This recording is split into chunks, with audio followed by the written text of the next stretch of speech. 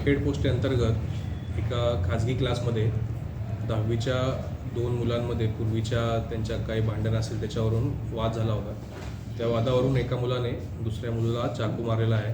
त्याच्यामध्ये एक मुलगा हा मयत झालेला आहे. असा गुन्हा घडलेला आहे. गुन्हा दाखल करण्याची प्रक्रिया चालू आहे आणि पुढचा तपास चालू आहे. ही घटना कोणत्या वेळेत घडली? त्यावेळेला क्लास सुरू होता आणि वार कुठं?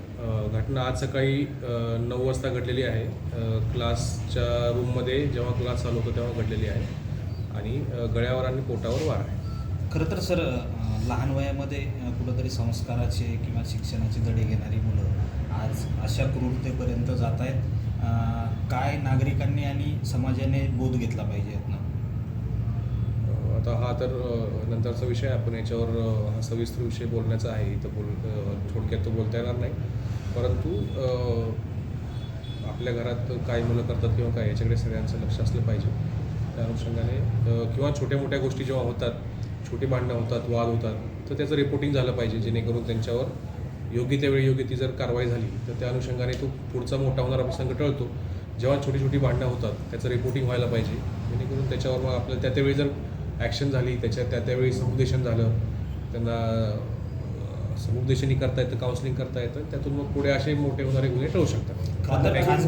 खाजगी पालकांमध्ये संवाद कसा असावा असं वाटतं तुम्हाला? कारण तुमचा एक अनुभव आहे, तर तुम्ही काय आव्हान कराल पालकांना, खास करून मुलांशी कसं राहिलं पाहिजे?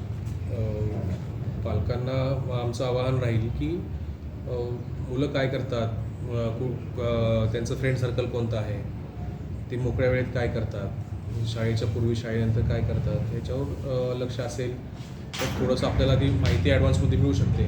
मुलांशी संवाद असेल तर त्याला कुणी त्रास दिला असेल, त्याला कुणी काय बोललं असेल, ही माहिती मुलांनी पालकांशी जर शेअर केली तर पालक त्याच्यामध्ये काहीतरी ॲक्शन घेऊ शकतात, ते पोलिसांना सांगू शकतात आणि अशी भांडणं अगोदरच जर समोर आली तर पुढे त्यातून असा मोठा गुन्हा टळण्याच्या अगोदर आपण ते थांबवू शकतो. मुलाच्या वडिलांनी एक आरोप केलाय सर की मुलाला क्लासमध्येच मारहाण झाली होती, याच मुलांनी ती मारहाण केली होती.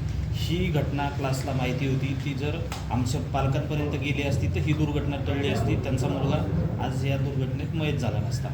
याच्याबद्दल अजून फारशी कल्पना नाही. जेव्हा चौकशीमध्ये गोष्टी जशा समोर येतील त्यानुसार मग पुढची तपास केला जाईल. हल्ला केलेला नाही, अजून तपास चालू आहे. त्यानंतर तपासानुसार जे निष्पन्न होईल त्यानुसार अजून गुन्हा दाखल होण्याची प्रक्रिया चालू आहे.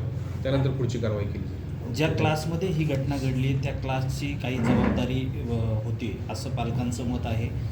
त्यामुळं क्लासवरती काही दोषारोप ठेवणार आहात का? गुन्ह्याचा तपास जसा पुढे जाईल आणि तपासामध्ये जे निष्पन्न होईल त्यानुसार मग तपासामध्ये निष्पन्न घटनाक्रम, अगोदरच्या काय घटना घडल्या असतील, त्याच्याबद्दल कोणाला काय माहिती होतं, हे जसं माहीत होईल त्यानुसार मग आपण पुढची कारवाई करू शकतो. थँक्यू.